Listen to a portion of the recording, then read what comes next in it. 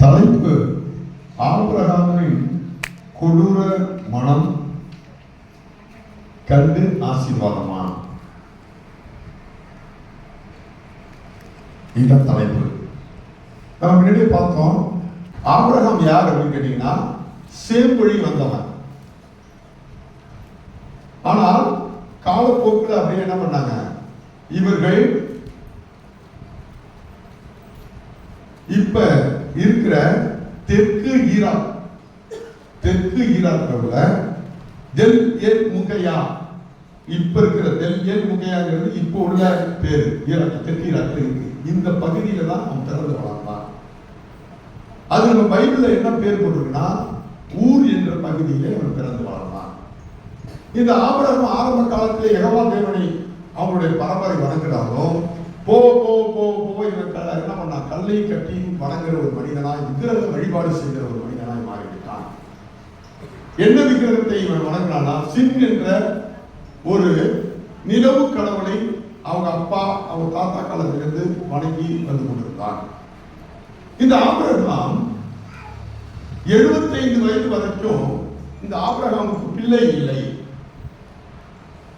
இந்த ஆபிரகாம் பிற்பாடு அவன் கல்தையன் என்ற ஜாதியாய் அவன் பெயரிட்டு அழைக்கப்பட்டான். கல்தையன் எனப்பட்டான். இந்த கல்தையனை ஆண்டவர் 75வது வயதிலே ஆபிரகாமை வா என்று கூப்பிட்டு அவனை அவனுடைய சொந்த வீட்டையும் தகப்பனையும் ஊரை விட்டு அவர் காட்டுகின்ற பகுதிக்கு போ என்று சொல்லி அழைத்தார். அந்த அழைப்புக்கு ஆபிரகாம் கீழ்ப்படிந்து சென்றார். இது ஆபிரகாமுடைய முகமுறை. இந்த ஆபிரகாம் நமக்கெல்லாம் ஒரு உதாரணமான மனிதர். அப்ப இந்த ஆபிரகாம் என்னென்னலாம் செஞ்சாரு, என்னென்னலாம் செய்யக்கூடாததையும் செஞ்சாரு அப்படிங்கிறத நம்ம வேதத்துல பார்க்கணும். ஆபிரகாம் வெறும் விசுவாசத்தின் தகவல் மட்டும் சொல்லிவிடக்கூடாது. ஆபிரகாம் பொய் சொல்றார். ஆபிரகாம் விசுவாசத்தை மறுதலித்த மனுஷன். ஆபிரகாம் விசுவாசத்தில் ஊன்ற கட்டப்பட்டவர்.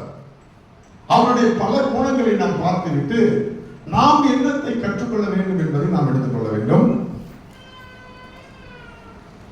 முதலாவதாக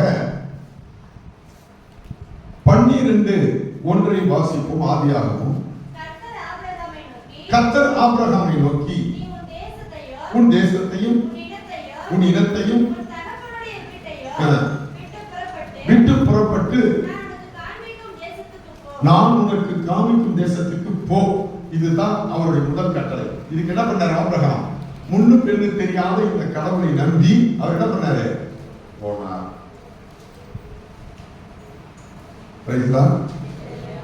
இந்த ஆபிரகாமுக்கு 3 மனைவி. சாராங்கிற ஒரு மனைவி, ஆகார்ங்கிற ஒரு மனைவி, கேத்ராங்கிற ஒரு மனைவி. மொத்த பிள்ளைகள் 8 பிள்ளைகள். யாருக்கு? ஆபிரகாம்.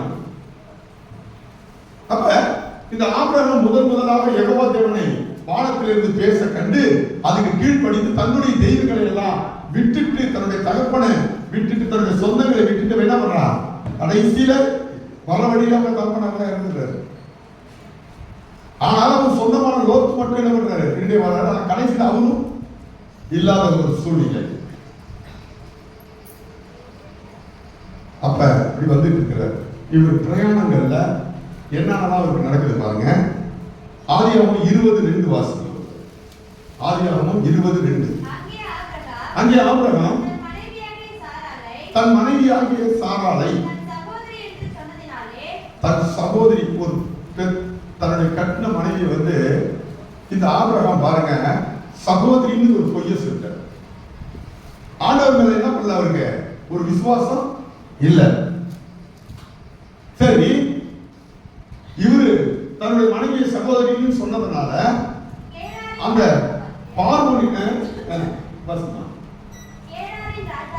கேராரின் ராஜாவாகிய அபிமெலேக்கு ஆள் அனுப்பி, பாத்தீங்களா?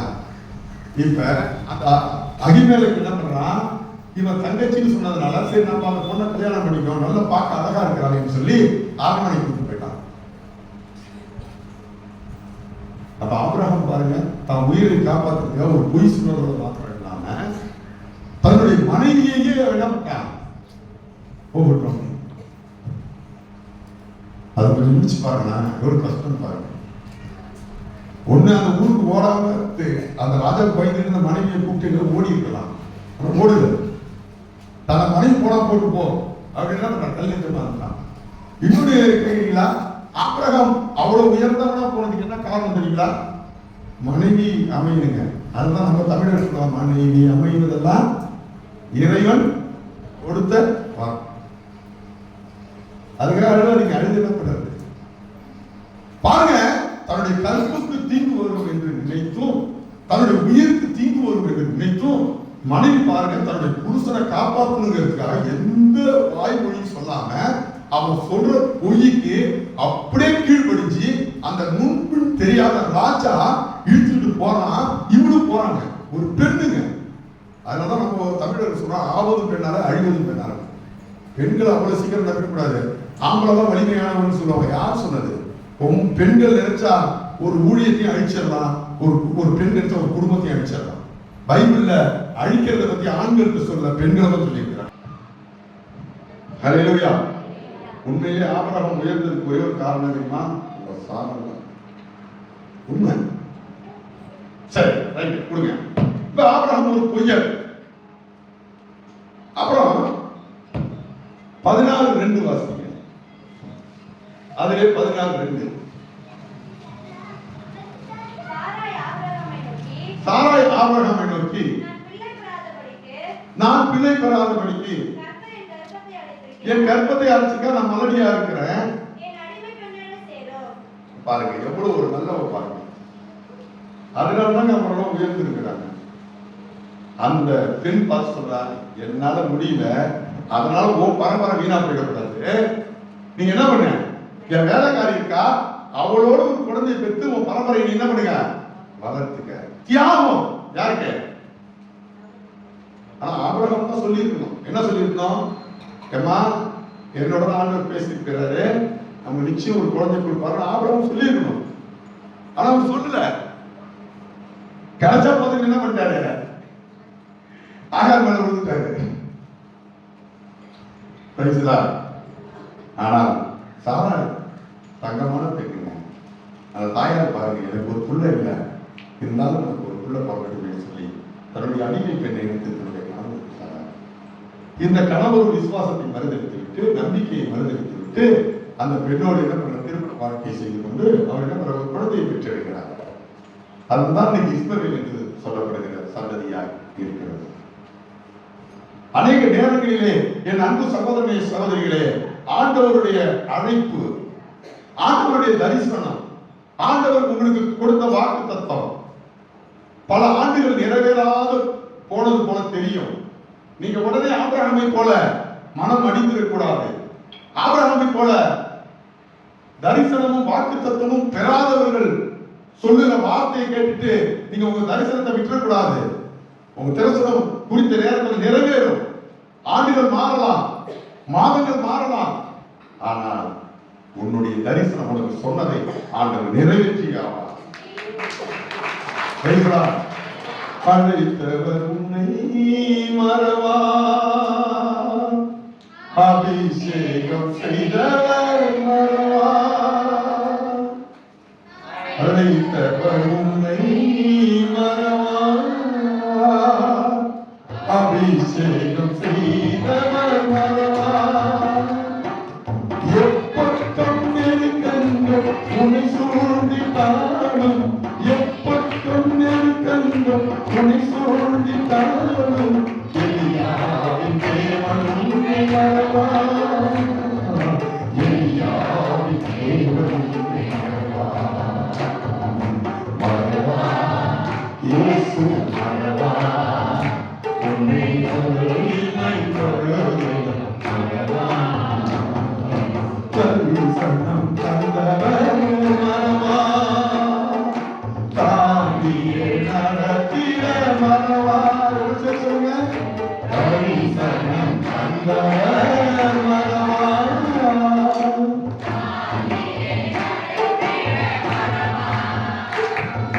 வா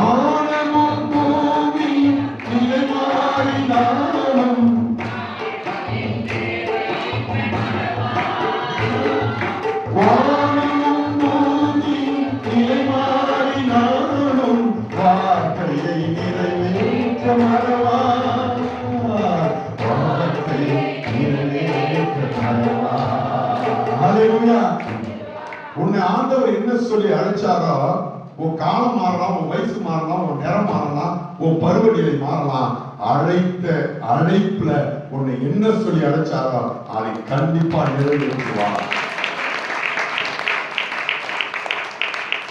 12:7 வாசிங்க. அப்ப கர்த்தர் ஆபிரகாமுக்கு தரிசனமாகி, உன் சந்ததிக்கு இந்த தேசத்தை கொடுப்பேன் என்றார். அப்பொழுது அவன் தனது தரிசனமான கர்த்தருக்கு அங்கே ஒரு பலிபீடத்தை கட்டினான். பாருங்க, முதல்ல போய் சொல்றாரு, அடுத்து என்ன பண்றாரு? விசுவாசத்தை வாக்குத்தத்தத்தையும் மறந்துடுறாரு. வாக்குத்தத்தத்தின் நம்பிக்கை இல்லாதவராக இருந்தாரு. மூணாவது என்ன பண்றாரு? பலிபீடங்களை கட்டுகிறார். ஆபிரகாம் நிறைய சர்ச்சை கட்டிருக்காருங்க. இது முக்கால் பேருக்கு தெரியாது. ஆபிரகாம் விசுவாசம் இதெல்லாம் சொல்லி கொடுக்குறாங்க தவிர ஆபிரகாம் நிறைய சர்ச்சை கட்டிருக்காருங்க. உங்க வாழ்க்கையில உங்க தரிசனம் நிறைவேற வேண்டும் என்றால் நீங்கள் ஆண்டவருக்காக சபைகளை கட்டுகிறவர்களாக இருக்க வேண்டும். அதுல அவர் தான் பாஸ்டர் நீங்க நினைக்காதீங்க. அவர் அப்படியே கட்டி விட்டு போயிட்டாரு. ஆமென். அடுத்ததாக பாருங்க, ஆபிரகாம் நல்லா ஜெபிக்க கூடியவராக இருந்தார். 15:2 வாசிச்சீங்கன்னா, அவர் தன்னுடைய சகோதரனுக்காக ஜெபிக்கிறார், தன்னுடைய மனைவிக்காக ஜெபிக்கிறார். அது வாசிங்க. 15:2 ஆதியாகமம். அதற்கு ஆபிரகாம், கர்த்தராகிய ஆண்டவரே, அடியேனுக்கு என்ன தருவீர்? நான் பிள்ளை இல்லாமல் இருக்கிறேனே. தமஸ்கு ஊரானாகிய இந்த எலியேசர் என் வீட்டு விசாரணை கர்த்தனாய் இருக்கிறானே என்றார். பாருங்க, பிள்ளை இல்லாததுக்காக ஆண்டவர் என்ன பண்றாரு? ஜெபம் செய்கிறார். நம்ம விசுவாசிகள் பிள்ளை இல்லைன்னா நம்ம உடனே என்ன பண்ணிடுறோம்? மருத்துவமனைக்கு ஓடுறோம், மருத்துவ ஆலோசனையை கேட்கிறோம், எல்லாமே செய்யறோம், செய்யக்கூடாதுன்னு இல்லை. ஆனால் அனுதினமும் நம்ம பிள்ளை செல்வதற்காக நாம் ஜெபித்தோம்னா உலகத்தான் பார்த்து நம்மளை கிண்டல் பண்ணுவான். ஆனால் ஒரு குழந்தையை முழுமையாய் தருவது நம்முடைய ஆண்டவருடைய கிருபை.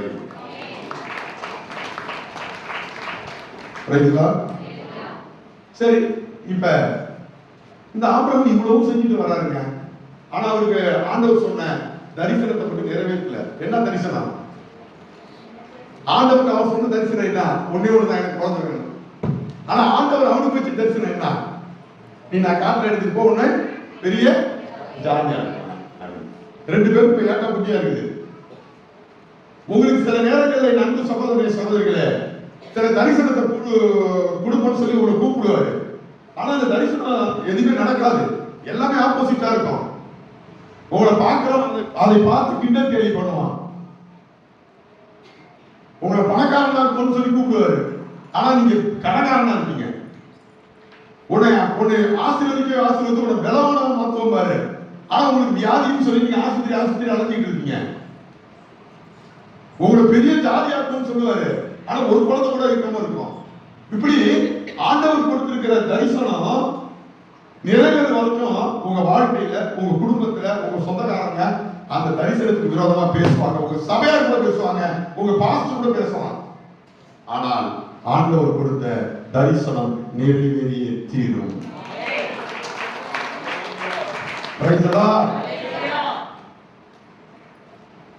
இயேசு கிறிஸ்து பாருங்க, ரட்சிக்க வந்தவன்னு சொன்னோன்னே ஒருத்தவன் கண்ணத்தை அடிச்சு கேட்கறாங்க, ஏப்பா நீ என்ன எல்லாரையும் ரட்சிக்க பண்ணீங்க, உடனே நீ ரட்சிக்க சிலுவை விட்டு இறங்கி வாங்க பலான்னு.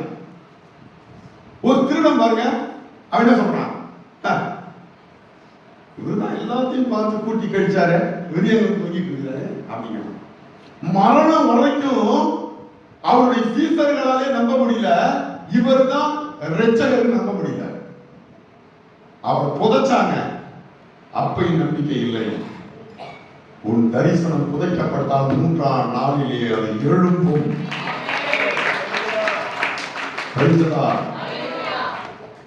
என் அன்பு சகோதரனே சகோதரிகளே, ஆண்டவர் கொடுத்திருக்கிற தரிசனத்தை நோக்கியே ஓடிக்கொண்டிருந்தான். யாரு? ஆபிரகாம். இப்ப ரொம்ப வயசாச்சுங்க. ஆபிரகாமுக்கு வீடு இல்ல, ஆபிரகாம் கிழவனா போயிட்டான், அந்த மாதிரி கேள்வியா போயிட்டாங்க. இனி பிள்ளை பிறக்காதுன்னு போட்டு புதைச்சிட்டாங்க இயேசுவை. அது போல ஆபிரகாம் நம்பிக்கையை ஆண்டவர் புதைச்சிட்டார். சொல்லுங்க, கை பிடிச்சு சொல்லுங்க, உங்க தரிசனம் புதைஞ்சு போயிடுச்சா? உயிரை போயிடுச்சா? அதுக்கு தரிசனம் உயிர் இல்லையா? 3 நாள் கழிச்சு உயிரோட வருவான். தரிசனம் புதைக்கப்பட்டிருக்கா? அவன் தரிசனம் புதைக்கப்பட்டு அவன் போய் மனைவிட்ட கேட்கறான், வழிபாடு நடந்துடுச்சு, இனிமேல் குழந்தை பிறக்காது, புதைக்கப்பட்டாச்சு. ஆபிரகாம் வயசாகிடுச்சு, 100 வயசாகிடுச்சு, இனிமேல் குழந்தை பிறக்காது. இயேசு கிறிஸ்து ரட்சகராக ஒண்ணாவது அவர் சர்ச்சையில் முடிஞ்சு போச்சுப்பா, போச்சுட்டாங்க, முடிஞ்சு போச்சு, வா மீன் பிடிக்க போகணும்னு சொல்லிட்டு என்ன பண்றான்? பேதுருவே போயிட்டான். அவன் தான் முதன்மையான சிஷ்யன், அவன் போயிட்டான். உன் தரிசனம் புதைக்கப்பட்டாலும் திரும்பி முளைக்க ஒரு ஞானம் உன்னை புதைச்சாலும் நீ முளைப்ப. சொல்லுங்க, உன்னை தோளோட தோல் அடிச்சு சக்கையா புழிஞ்சி உன்னை வேதனைப்படுத்தி உன்னை கண்ணீர் வர வச்சு உன்னை அவமானப்படுத்தி உன் உயிரை எடுத்து உன்னை புதைச்சாலும் நீ வருவ. மண்ணை தோண்டிட்டு வருவ. பாக்குறியா? தரிசனம் நிறைவேறல, என் வாழ்க்கையே வீணா போச்சு, இனிமேல் வழி இல்லை நினைக்கிறீங்களா? எனக்கு அவ்வளவுதான் நினைக்கிறீங்களா? எல்லாம் போச்சு நினைக்கிறீங்களா? என்ன போச்சுட்டோம்னு நினைக்கிறீங்களா? மகளே மகளே, நீ புதைக்கப்பட வேண்டிய ஆளுதான். நீ விதை, உன்னை புதைத்தால்தான் நீ முளைப்பாய். அங்க ஆபிரகாமுடைய ஆசையையும் ஆபிரகாமுடைய தரிசனத்தையும் சாராய தரிசனத்தையும் ஆண்டவர் கொண்டு புதைச்சிட்டார். சொல்லுங்க, கொண்டு புதைச்சிட்டார். ஆனா 3ஆம் நாள்ல இருந்து வேறு 3 தூதர்கள் வந்து திரும்ப தட்டி எழுதி வராங்க. சரிங்களா? ஹல்லேலூயா, ஹல்லேலூயா. நன்றி என்று வார்த்தை சொன்னால் போதுமா? செய்த நன்றி கீழாகுமா? நன்றி என்று ஒரு வார்த்தை சொன்னால் போதுமா?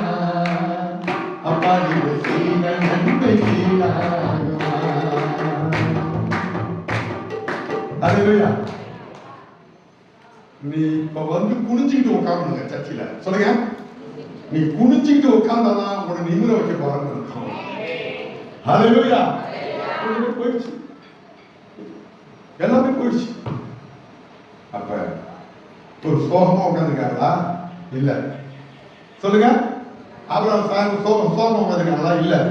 அப்பதாங்க புதைச்ச பிறகுதாங்க தரிசனம் புதைக்கப்பட்டுட்டு, அவனுடைய ஆசை புதைக்கப்பட்டுட்டு, அவனுடைய எதிர்காலம் புதைக்கப்பட்டுட்டு, ஆண்டவர் மேல வச்சிருந்த நம்பிக்கை புதைக்கப்பட்டுட்டு, ஆனாலும் அவன் விசுவாசம் புதைக்கப்படல. 18 வரைக்கும் 1 லிருந்து 8 வரைக்கும் வாசிக்கலாம். பின்பு கர்த்தர்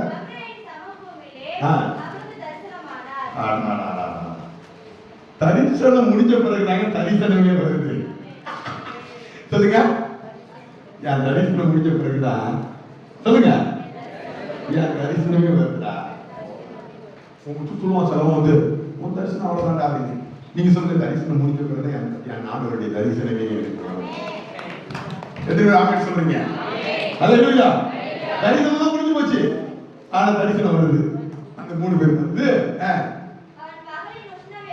அவன் பகலில் உஷ்ண வேளையில், பாத்தீங்களா, ஒரு வீடு கூட கிடையாதுங்க. ஆபிரகாம் நம்பிக்கையோட இருந்தாங்க. வீட்டு வாசல்ல உஷ்ணம் தாங்க முடியல, வீட்டு வாசல்ல உட்கார்ந்துருக்கான். அந்த 3 பேர் கர்த்தரை தேடி ஆபிரகாமை தேடி வராங்க.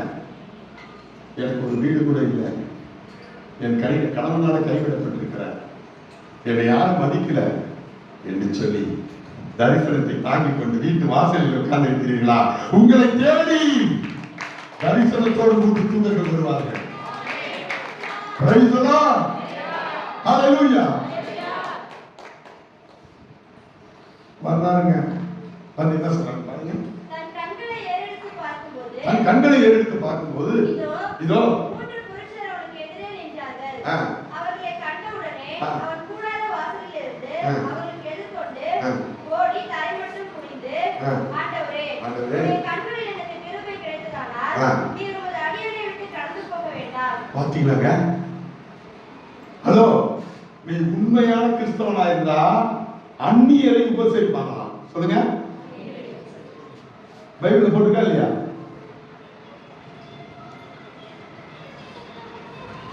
இந்து மதம், முஸ்லிம் மதம், கிறிஸ்தவ மதம், இவன் சாமியாரு, இவன் RSS காரன், அதெல்லாம் கிடையாது. நீ ஒரு உண்மையான கிறிஸ்தவனா இருந்தா எல்லாரையும் என்ன பண்ணுவீங்க? உபசரிக்க. பைபிள் சொல்லி கொடுக்குது, நீ அந்நியனை உபசரிக்க வேண்டும். அவன் யாருமே தெரியல. 3 பேர் இங்க வந்துட்டான். உடனே ஓடி போய் இவன் சொல்றான், 3 பேர் உட்காருங்க, சாப்பிட்டு போங்கிறாங்க. நீங்க சொல்லுவீங்களா? நான் சொல்லுவோமா? நம்ம என்ன கேட்போம் எடுத்தோன்னே? எங்க இருந்து வரீங்க? என்ன தெருவில் இருந்து வரீங்க? யாரு பையன்? ஏன் ஜாதியை கண்டுபிடிக்கிறதுக்கு 1008 கேள்வி கேட்போம் நம்ம. ஆனா ஆண்டவர் சொல்றாரு, அவன் என்ன ஜாதிக்காரன், என்ன மதத்துக்காரன், எங்கிருந்து வந்தாலும் தெரியல, அந்நியர் என்று தெரிந்தால் அவர்களை நான் உபசரித்தேன் என்று சொல்லி உபசரித்தவன் யாரு? ஆபிரகாம். அதனாலதான் அவன் இன்றைய நாள் வரைக்கும் உயர்த்தப்பட்டிருக்கிறான். நீங்கள் அந்நியரை உபசரிக்கிறீர்களா இருக்கிறீர்களா? அல்லது எந்த சபையிலிருந்து வரீங்க? என்ன ஜாதி, என்ன மதம், ஏன் சாமியார் வேஷம் போட்டிருக்கீங்க, ஏன் திருநீர் பூசிருக்கீங்க, ஏன் புத்தக சக்கரை போட்டிருக்கீங்க, ஏன் காவி கட்டிருக்கீங்க? இதெல்லாம் கேட்கக்கூடாது. அவன் அந்நியனா அவன் அவன் நான் சொல்ற பைபிள் சொல்ற அந்நியரை உபசரிக்க வேண்டும். அதனால அவன்கிட்ட ஏமாந்துட கூடாது, உபசரிக்க தான் வேணும். உபசரித்து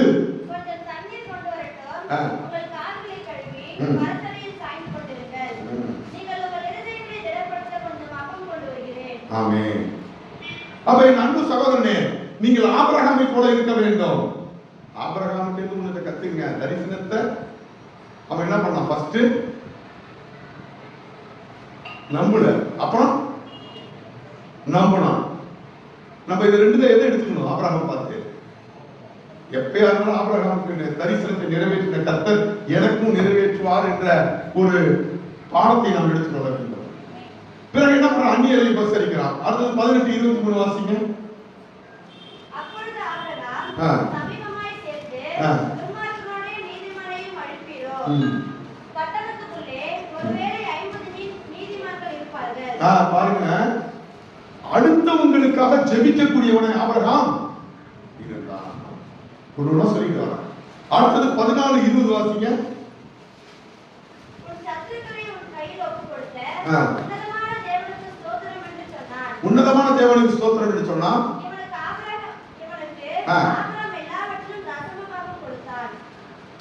ஆபிரகாம் பாருங்க, தரிசனத்தை பெற்று இன்றைக்கு ஆபிரகாமுடைய சந்ததி இந்த உலகத்தையே ஆளுகிற சந்ததியாய் மாறினதுக்கு காரணம் என்ன தெரியுமா? அவன் சரியான முறையில் தசமபாகம் கொடுக்கிறவனாய். இப்ப நிறைய யூடியூப்ல சொல்றாங்க, தசமபாகம் வந்து பழைய ஏற்பாடு கதை தானே, நீங்க எதுக்கு புதிய ஏற்பாடுல வரீங்க? புதிய ஏற்பாடுல நீங்க எப்படி கொடுக்கணும்னு சொல்றது சொல்லுங்க.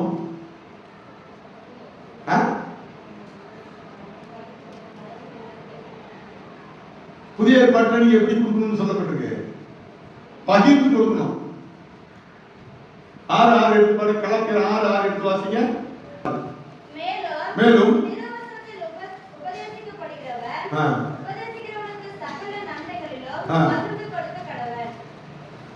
பைபிள் எல்லாம் வச்சிருக்கீங்களா? எல்லாரும் படிக்க பார்ப்போம். இப்ப அந்த பாப்பா படிக்கிறத நான் அப்படியே வசனத்துல அர்த்தம் சொல்றேன். ஃபர்ஸ்ட் வாசிப்பா. மேலும் உபதேசிக்கப்படுகிறவன் யாரு? நீங்க. நான் உபதேசிக்கிறேன், நீங்க உபதேசிக்கப்படுகிறீங்க. உபதேசிக்கப்படுகிற நீங்க. உபதேசிக்கிற யாரு? எல்லாம் தூங்காதீங்க. உபதேசிக்கிற யாரு? பாஸ்டர். உபதேசிக்கிறவனுக்கு சகல நன்மைகளிலும், ஆடு மாடு விளைவு வருமானம் எல்லாம் சகல நன்மை. எல்லாம் சொல்லுங்க. பேசலாம். அப்ப யூடியூப்பை பாருங்க, பார்க்க வேணாம்ல. இங்க வசனம் என்ன சொல்லப்பட்டிருக்கு? உபதேசிக்கப்படுகிறவன் உபதேசிக்கிறவனுக்கு சகல நன்மைகளிலும் பகிர்ந்து கொடுக்கிறதா எப்படி? டீச்சர் சொல்லுங்க, இல்லன்னா ஜாய் சிஸ்டர் சொல்லுங்க. பகிர்ந்து கொடுக்கிறதுனா எப்படி? சமமா கொடுக்கணுமா? இப்போ ஒரு கோழி வந்து உங்க வீட்டுல 14 முட்டை விட்டுச்சுன்னா 7 முட்டை எங்க வந்துருக்கும்? சர்ச்சுக்கு வந்து 7 முட்டை தான். நீங்க ஏன்னா நன்மை தானே. இதெல்லாம் கேவலமா இல்லையா பாஸ்டர்னா? நான் வசனத்துக்கு சொல்றோம். உங்களுக்கு 40,000 சம்பளம்னா 20,000 எங்க கொடுத்துடணும்? சர்ச்சைக்கு கொடுத்துடணும். வசனத்தின்படி வாழ்ந்தா ஒருத்தரும் வாழ முடியாது. ஆனால் நாம் காணிக்கையாவது கொடுக்கணும். எனக்கு ஓடுறதுக்கு. நான் அப்படி சொல்லி விட்டுட்டு கொள்ளையடிக்க சொல்ல முடியாது, நம்ம அப்படி நான் விரும்பல. ஆனால் அப்படிதான் சொல்லப்பட்டிருக்கு, பகிர்ந்தானே கொடுக்கணும். ஆனா அப்படி வசனத்தின்படி யாருக்கும் வாழ முடியாதுன்னா ரொம்ப கஷ்டம். ஆனால் நான் எப்படி கொடுக்கணும்? அது இங்கிலீஷ்ல வாசிமா.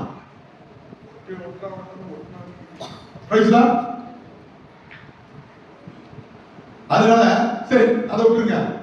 நம்மளால முடிந்த அளவு காணிக்கையாவது நம்ம என்ன பண்ணலாம்? கொடுக்க வேண்டும். சரி, அவர் ஒன்றும் சொல்ல, நீங்க வசந்த புரிஞ்சுக்கிறதுக்காக சொல்லணும். இப்ப இவ்வளோ கேரக்டரையும் பார்த்தோம். லாஸ்ட்ல என்ன பார்க்க போறோம் அப்படின்னு கேட்டீங்கன்னா, இந்த ஆபிரகாம் சாவுற வரைக்கும் என்ன வரலங்க. அவன் சாவுற கிடவுனா 100 வயசு வரைக்கும் குழந்தை பிறக்கவே இல்லை. ஆனா ஆபிரகாம் ஆண்டவர் கிட்ட ரொம்ப நம்பிக்கையாகவும் ரொம்ப ஆர்வமா இருந்தாங்க. காரணம் என்ன சொல்லுவோம்? சொல்லுங்க.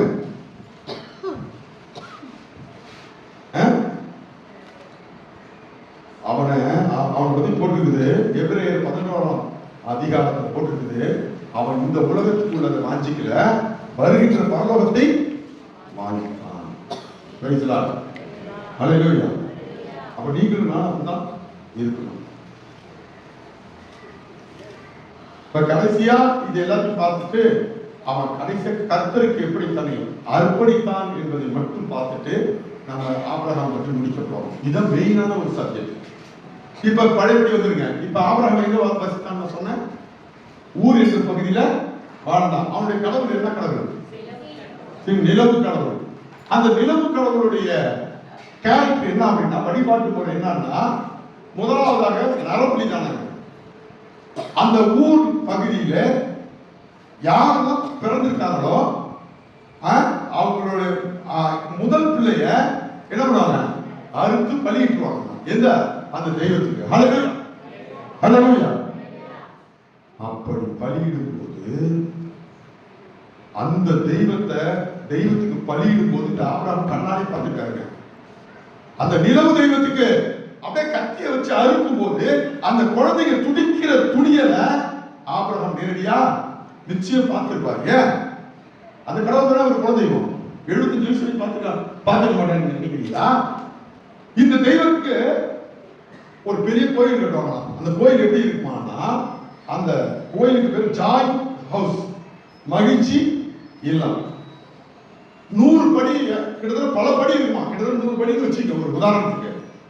ஒவ்வொரு படியிலும் விளக்கு கொடுக்கப்பட்டிருக்கும். அந்த 100 படிகளை தாண்டி போய் என்ன பண்ணுவாங்கன்னா, இந்த நிலவு தெய்வத்துக்கு ஆராதனை செய்வார்கள்.